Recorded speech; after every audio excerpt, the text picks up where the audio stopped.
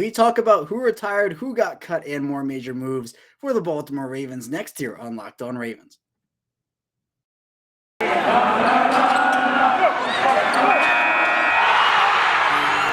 are Locked On Ravens, your daily Baltimore Ravens podcast, part of the Locked On Podcast Network, your team every day.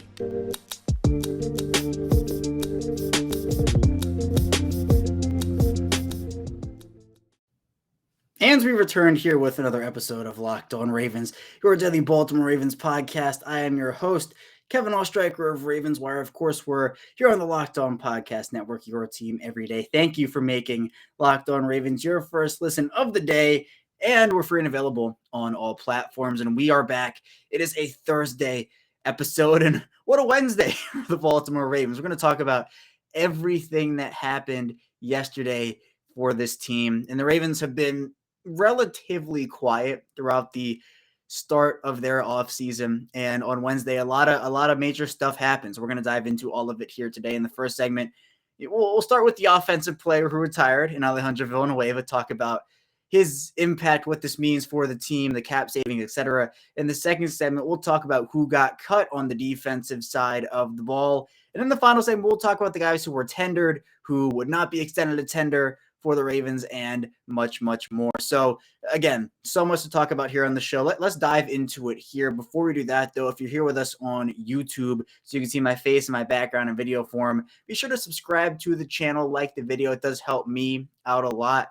And our first goal is 1,000 subscribers. We've been working towards that ever since we started up here on YouTube and Locked On Ravens, and we're getting so close. So I'd really make my day if you'd subscribe to this channel also, but we are in audio form as well. We're on Apple Podcasts, Google Podcasts, Spotify, wherever you get those podcasts. We are there Monday through Friday, 6 a.m. Eastern time. So be sure to follow us on there, turn notifications on. Also be sure to follow me on Twitter at KAllstriker34 and the Locked On Ravens Twitter account at Locked On Ravens for show updates. So let's talk about the retirement here for the Ravens on the offensive side of the ball, and that is Alejandro Villanueva, 7-year career, 2 Pro Bowls. Alejandro Villanueva, a 2-time Pro Bowler with the Ravens' rival in the Pittsburgh Steelers, but he hangs it up after 7 seasons, and this is a nice way for him to depart Baltimore, because in my honest opinion, I think the Ravens would have released him if he did not retire. And this is obviously a way that the Ravens don't have to go through that process. Villanueva,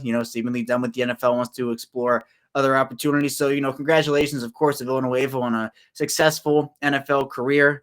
And spent most of the time at the left tackle position, was supposed to go over to the right side when coming over to Baltimore, but the Ronnie Stanley injury complicated things a bit. And this, from a cap savings perspective, saves the Ravens $6 million. So that's a decent amount of money, I'd say. So I'm glad that the Ravens were able to get some cap relief off of this move. And it's a move where I didn't think Villanueva was worth the $6 million that he would have saved. I think that could have been used elsewhere, and now it will be used elsewhere. But the whole thing with Villanueva is that, as I've said, he was consistently inconsistent for the entire season in Baltimore. And there was a lot that goes into it, right? I mean, I talked about it. Was supposed to play on the right side for the Ravens after playing on the left side with the Pittsburgh Steelers for 6 seasons. He then has to undergo that transition into a right tackle where stuff is a lot different. It's just doing everything backwards and when you're a left tackle. And then week 1 comes around against those Las Vegas Raiders, and the tackle position was just a disaster. I mean, there's no other way to put it. Ronnie Stanley did not look like himself. He goes through the season-ending ankle surgery for the second time. Then you have Villanueva, who on the right side just did not look good. So then you have Villanueva move over to the left side, where, again, it was just he wasn't consistent enough.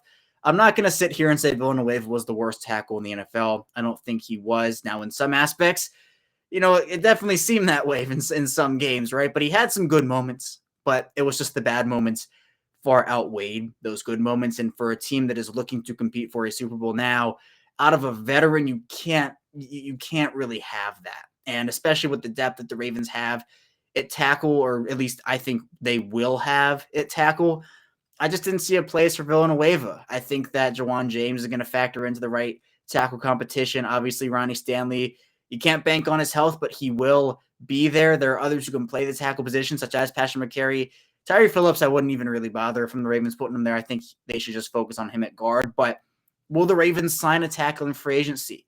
Will the Ravens draft 2 tackles in the draft?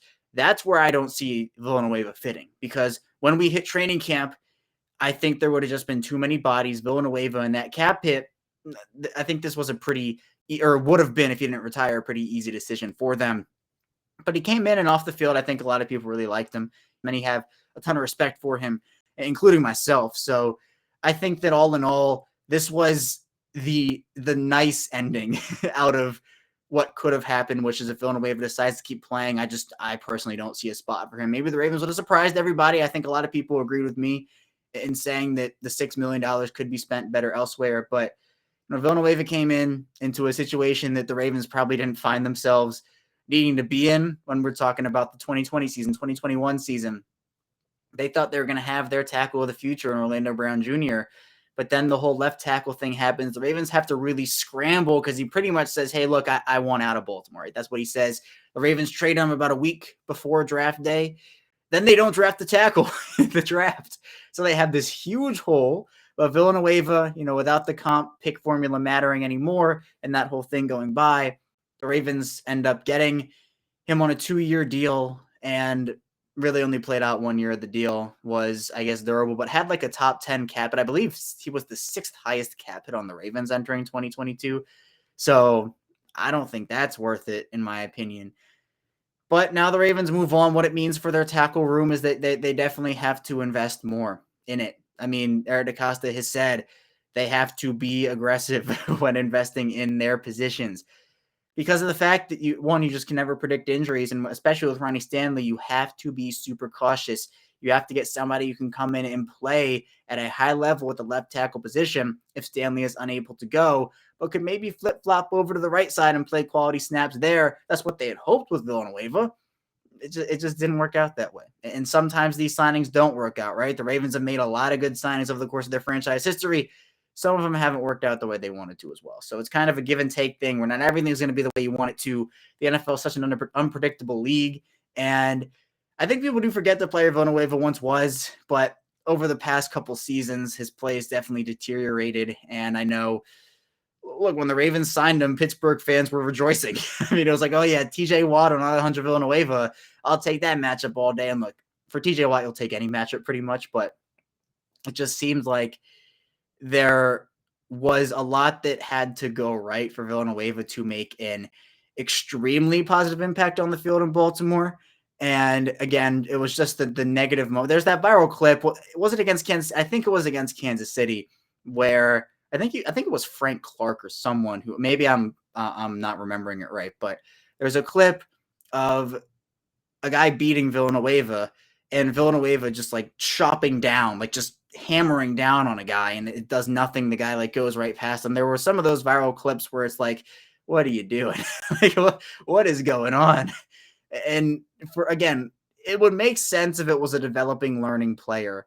But for Villanueva, you can't really use that excuse for 2 reasons. 1, because he is a veteran, and 2, he played left tackle for his entire career pretty much outside of the game against Las Vegas, where, that was the game where I think a lot of people said this could take a while to get him up to speed at the right tackle position. Now Stanley goes out. He's moved back over to left tackle. So, I'm grateful for Villanueva and what he was able to bring to the Ravens, but at the same time, I just think that it wasn't right for another year. I think it was a one and done situation for me, regardless of whether he retired or not. But Villanueva decides to hang up his cleats. That's the decision that he made. He believes it's right for him and for whoever else he thinks it's right for. And so Villanueva's tenure with the Ravens comes to an end after 1 season. The Ravens, again, saved that $6 million. They could invest that into another swing tackle. They could invest that into a cornerback. And we'll talk about cornerbacks coming up in this second segment as the Ravens cut one of their really good ones. So be sure to stay tuned for that. But first, I want to tell you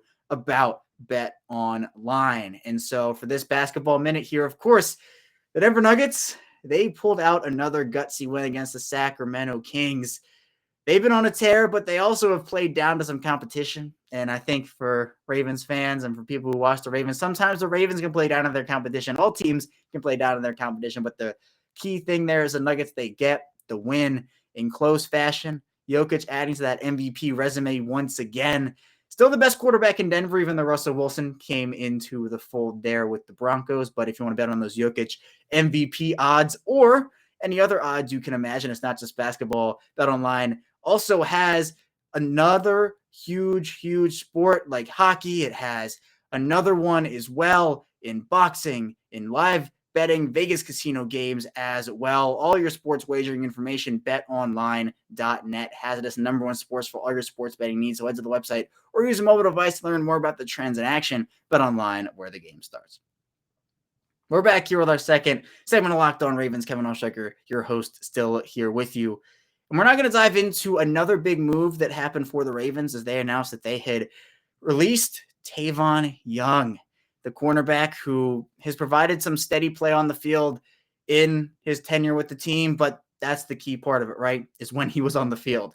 And that didn't happen a lot. Young played in 50 games as a Raven and did a lot of good things for the team. But at the end of the day, it just, I personally think the Ravens should have kept him. I think that Young is a very valuable piece and I think could have really contributed again if he could have stayed healthy. But that's just the thing. It's an if he could stay healthy. Young had 3 season-ending injuries in 5 seasons. And, that's not what you want. 2017, injured before the season starts. 2019, injured before the season starts. 2020, injured 2 games in.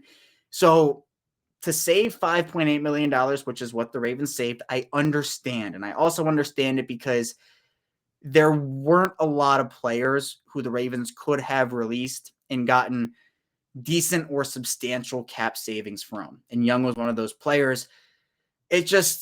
The Ravens have to replace that production. I have called Tavon Young the best tackler on the Ravens in 2021. He is a decently good tackler. He's one of the better slot corners in the NFL when he's healthy. But again, we saw the kind of nagging injuries throughout 2021 as well. And it feels like this is the offseason the Ravens have to go all in. They have to put the weapons and the line around Lamar Jackson, shore up their defense again, and they need all the money they can get to do that. Now, not to the point where they're cutting guys who are super valuable. Like, I still wouldn't cut Marcus Peters. I still wouldn't do that. But for Young, it feels like the Ravens, they have a lot of work to do in their secondary now because all that's really left is Marlon Humphrey and Marcus Peters, who are both coming off season-ending injuries. You have Iman Marshall, who was coming off of IR himself, and then not anything. I mean, Anthony Averett is hitting free agency. Jimmy Smith is hitting free agency. Chris Westry we'll talk about in the third segment. Tavon Young now released. So they have to sign guys in free agency. They have to draft players as well. And my bold prediction here, I'm going to kind of put together a big 4 right now that are guys who I am like 90% sure will not make it to 14. But if they are, run the card up. That group to me, and I'll probably add to this as the process goes on, but that 4 is Sauce Gardner, Derek Stingley, Charles Cross, David Ajabo. If those 4 are on the board at 14, or if one of them is on the board at 14, I'm picking them. But if those 4 are not on the board, my bold prediction, and obviously I'm going to have more of them, my bold prediction is that the Ravens will take Trent McDuffie. I think that the Ravens will take Trent McDuffie at number 14 if Sauce Gardner, Derek Stingley, Charles Cross, and David Ajabo are not available at number 14. It's setting up for that, it feels like, where the Ravens will take a corner in the first round, kind of take one of the other tackles, and I say other tackles, that there are really good ones like Daniel Falele or Abraham Lucas, some of those second, third round prospects. But to me, it just feels like the Ravens have to invest heavy in their corner room because they just don't have a lot right now. Are they setting up for a play at J.C. Jackson? That might cost a bit too much. So you have to figure out who can fit their budget, who is a high-quality player, because something that makes this Ravens defense so good is their ability to have multiple high-level cornerbacks who can play at that level. Tavon Young was one of those, but when he's not on the field, he's not helping the team. And that's kind of the argument people have with Deshaun Elliott right now is, well, he's had 3 season-ending injuries in 4 years. So what's the deal there? Are the Ravens looking to kind of re-sign him to a prove-it deal, or what's the thing there? Because Elliott, great when he's on the field, but it's the key when he's on the field. So I understand the reasoning for cutting Tavon Young. I just feel like he could have been a really good contributor in 2022. And I think the Ravens know that too. But this is a business. This is a league of tough decisions where you have to make them in order to better your football team. And the Ravens believe they can get production out of their slot cornerback position with Tavon Young out of the fold. So it'll be interesting to see how they maneuver through this and where they're going to pick guys. I mean, I think the Ravens are going to take 2 corners at the very least in this draft. They could take some early, like maybe first round, third round, second round, third round, kind of double down at that position because they'll need guys. They'll need guys to step up. You'd love to trust Marcus Peters to play a full 17 games now, but he's coming off a major injury. He's getting up there in age, you know. You might want to dial back his snaps a little bit and kind of preserve him for the later season type grind, which is what I thought they were going to do with Calais Campbell. But then Calais Campbell wasn't playing the most defensive line snaps on the team. So it's a ton of unpredictability right now. The Ravens could make a couple more cuts in the coming days here before free agency starts. That includes maybe more surprises like a Sam Cook, who, you know, if the Ravens want to go younger at that position, then it's not really a surprise, right? But I think for consistency's sake, I'd probably keep him for at least one more year. You look at Ben Powers, Miles Boykin, 2 disappointments, it seems like so far from that 2019 draft class that could save a little bit of money. But Young and Villanueva were 2 that would save kind of like the top upper echelon of money for the Ravens in terms of who they had to work with. Marcus Peters is kind of the be all end all of that with his 10 million. But again, I'm not going that route. I'm not cutting 2 corners who are very quality players and only having Marlon Humphrey and Amon Marshall on the roster. Like, that's something I'm not doing. So I think J.C. Jackson's a very interesting player to me. Like, he's one of the best corners in the NFL. Don't get me wrong. Like, he would make the Ravens secondary so much better. But maybe this is a thing to where the Ravens want to add that other versatile piece. And let's say Tyrann Mathieu can play down a little bit at the corner position. He's more of a safety in my opinion, but there are varying opinions on that, right? Some people view him more as a corner. Other people view him more as a safety. So maybe the Ravens want a versatile piece who can move in. We know Marlon Humphrey can play in the slot. I prefer him on the outside, and I think a lot of people do too. So it's just like, where is the production coming from? Because, you know, for me, my favorite slot corner in the NFL is Mike Hilton. I ever since his Pittsburgh days, Mike Hilton, phenomenal in run defense, a good blitzer off the edge. And that's another thing that the Ravens are losing here in Tavon Young, because what I'm going with that is Hilton is my favorite. Young is my second favorite. I think those 2 play the game the right way. But can you get another player like Tavon Young who can blitz off the edge like he can, who can lock down in coverage like he can, who can tackle like he can, but play more games, right? Can you play more games at the NFL level? Because Tavon Young in 2021 played all 17 games. That's the first time since his rookie year in 2016 that he was able to do that, which was a step in the right direction. But again, can you trust Tavon Young, who ended the year at 27 years old, to really do that again after the injury history that he does have? I don't know. That doesn't mean I think the move was the right one. You know, this is one of the moves where I'm saying, you know what? I get it. I understand the reasoning why, and it makes sense from those standpoints. I still personally would have kept them. And I keep coming back to that because I wasn't convinced they were going to, but I was like, you know, the more days that go by, it seems more and more likely they're going to just let it ride with those guys and kind of let Anthony Averett walk. It seems like that's what's going to happen. And then maybe Jimmy Smith signs a vet min deal. They go out and draft a top corner, and then you have that Humphrey Peters top corner in the draft, young quadruple people set there, which I think would really have helped and been a really dangerous group to throw on. And I'm not saying it still can't be that. Like, just because the Ravens cut Tavon Young doesn't mean that, the Ravens secondary is going to be terrible. Like, that's not what this is whatsoever. But this is now up to the front office. It's up to the talent evaluators to figure out how they can get the production they were getting out of Young on a basis when he was on the field, at least, in a player who can maybe be a bit more durable for them and figure out how to get that. And if they can do that, then the move looks great. And that's awesome. And I hope they can do that. I hope the Ravens can figure that out. But for now, it's to be determined. And this is what I'm kind of talking about with we don't really know how it's going to look, how these mock drafts, how the Ravens draft board is going to look until free agency starts. And it kind of goes along for a couple of weeks because we've been talking about this team, and I kind of go along the lines that, hey, I'm talking about this team with who's on the roster right now. So now that Tavon Young's off the roster, there are some more possibilities that can happen. But the Ravens, between Villanueva and Tavon Young, saved about $11.8 million in cap space. That's a pretty sizable amount. So, it's not the biggest amount ever, but it's an amount that the Ravens can work with to maybe throw at one player, throw at multiple players to shore up their depth in free agency and figure out where they want to move. But the two bigger moves of the day were the retirement of Alejandro Villanueva and the release of Tavon Young. But we're not done talking about moves yet. When we get back on Locked On Ravens, we will be diving into some more things that the Ravens did on Wednesday. So stay tuned for that.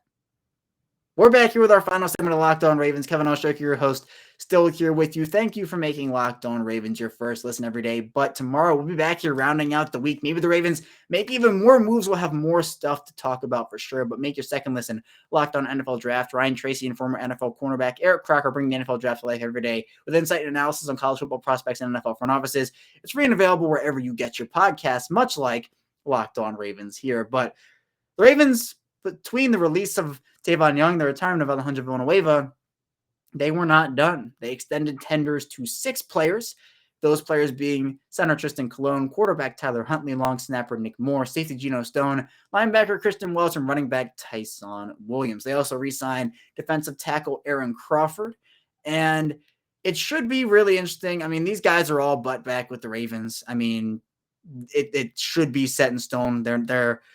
They're going to be key parts of this team in 2022, some more than others, of course, but it's good to see the Ravens extended tenders to those guys. But one of the bigger storylines of the day was that the Ravens decided not to extend a tender to Chris Westry, who they would like back on a bit of a cheaper deal. And how these tenders work is, you extend these tenders and the players sign them, but if a team ends up signing the player to, a contract, because they're tendered, the Ravens would get whatever tender it would be that they were assigned. So whether it was a first round tender, second round tender, late round tender, etc.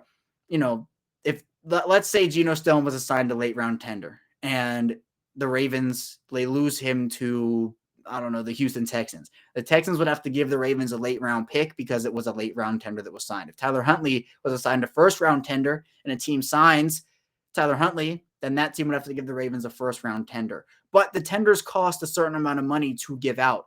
And if the players sign those tenders, that is their salary for the 2022 season. So the late round tender is around $2.5 million. The Ravens feel like they can get Chris Westry on a cheaper deal than that. They would still like to re-sign him, just Rebeck at The Athletic reported.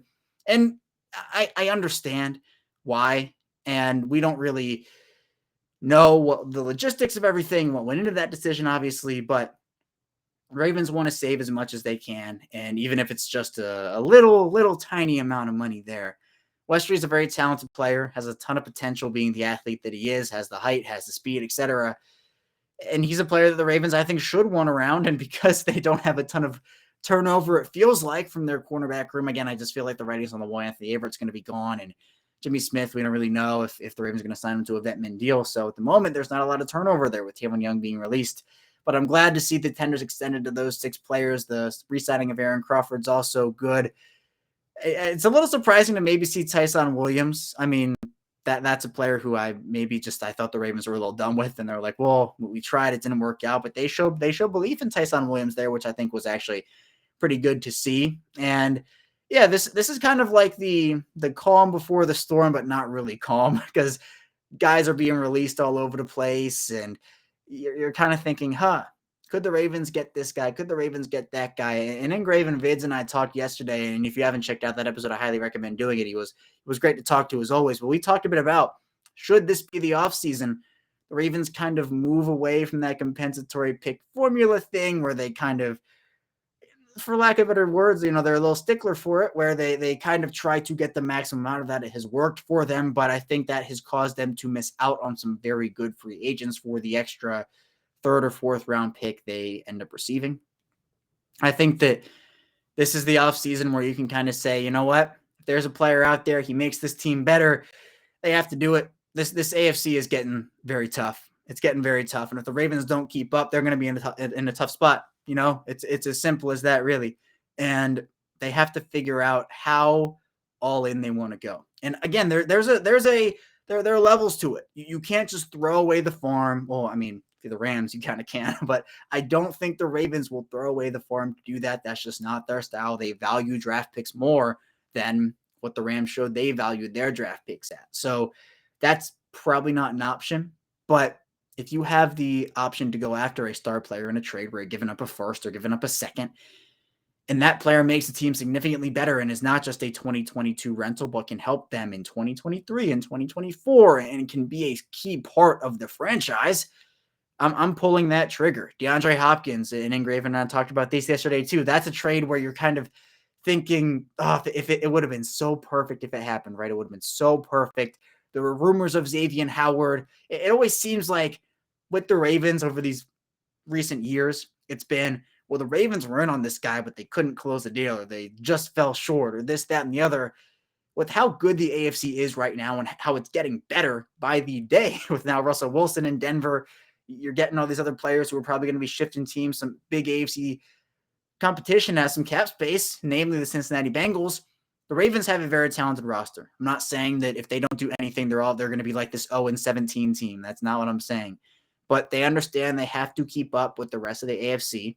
And part of that is not only signing the big fish, but keeping some of your other key contributors who can be depth pieces like Tyler Huntley, Tristan Colon, et cetera, who can maybe step in an injury, who have familiarity with the franchise. That can help you out a lot. So for Westry, I think he's another important piece, not the importance of like, oh, he's going to be the best defensive player for them, but someone who is a depth piece. You can never have enough depth, but at the same time, you also have to sign those big fish every once in a while. The Ravens might be a little bit hesitant after what happened with Earl Thomas. I understand that was just wasn't a good situation off the field, and they might be hesitant because of it. And I get it. I get it. It cost them a comp pick. It cost them a lot of money. There's the grievance that's being filed, and it was just a disaster. But I think that's such a rare case where the Ravens get those signings wrong so little, where I think they just have to go for it again. So if it's J.C. Jackson, if it's Tyrann Mathieu, Akeem Hicks, Ryan Jensen, bringing back Bradley Bozeman for a little more than you feel comfortable giving him, I think those are all moves that can be very quality ones that can improve the both floor and ceiling of the team. And that's the other key. It's not just improving the ceiling, it's figuring out your floor as well. And if your floor is a 2-15 team or a 3-14 team, it's not going to cut it. Injuries happen. I understand that makes your floor a bit more realistic to hit than your ceiling. The Ravens, they found that out. But they also have to understand that, look, star power is key in this league. It's key in every league. It doesn't define a championship or not. It goes beyond stars, but you got to have them. The Ravens have stars. It doesn't hurt to add more. And sometimes, the Ravens, I think, are a very smart football team. Sometimes, with the comp pick formula and everything that they go through there, it has helped them, and it has netted them very solid draft prospects every single year, giving them assets to trade. It's adding assets, right? And so it just depends what the Ravens want to value this offseason as assets. Is it future assets for 2023 again, where you can say, hey, we have an extra third to trade, an extra fourth to trade? That helps the team. I'm not saying it doesn't help them. But I think if the difference between the Ravens signing Tyrann Mathieu and not signing Tyrann Mathieu, or signing, Akeem Hicks and not signing Akeem Hicks, is a 4th-round pick or a 3rd-round pick, I'm giving up that 3rd-round pick for that star this offseason. And they're going to have to rely more on picks as the years go on with Lamar Jackson's contract extension that will, hopefully get done soon. There's no timetable for it now, but if that extension does get done, they're going to have to rely more on draft picks. And that's another reason why I could see the Ravens not being as aggressive as people want to this offseason. I remember last offseason, people wanted the Ravens to go out and sign every free agent in existence, right? We saw teams like Houston sign 30 guys, New England signed 30 guys, and the Ravens sat back and did almost nothing. Kevin Zeitler, great addition. Sammy Watkins, solid addition. Other than that, there wasn't a lot. And then fans had to wait a very long time for the next big signing. And that's just really how the Ravens operate. So I know people are setting up for Tyrann Mathieu's coming, Ryan Jensen's coming, Bobby Wagner's coming. But the Ravens might say, we need to prepare for the future in terms of these big extensions we're about to hand out. We have already handed out, such as Ronnie Stanley, Marlon Humphrey, Mark Andrews, obviously talking to Lamar Jackson. Is Marquise Brown going to be the next player on that list, et cetera, et cetera? If they're preparing for that future, then I think the Ravens could be a bit less aggressive than many want them to be. I think this should be an aggressive offseason for them to keep up with the rest of their competition, but it will be very key to see how they will do that. But at least I think the release of Tavon Young signals that they will at least be a little more aggressive than we saw last offseason, which if that is the case, that's a great place to start. But where will they continue that as they work through the periods of free agency? And that starts now in less than a week. But that's all I have for you today here on Locked On Ravens. Thank you for tuning in once again, whether that was an audio form or video form. Let me get back to tomorrow. We'll be rounding out the week with more Ravens talk, so stay tuned for that, and I will see you tomorrow.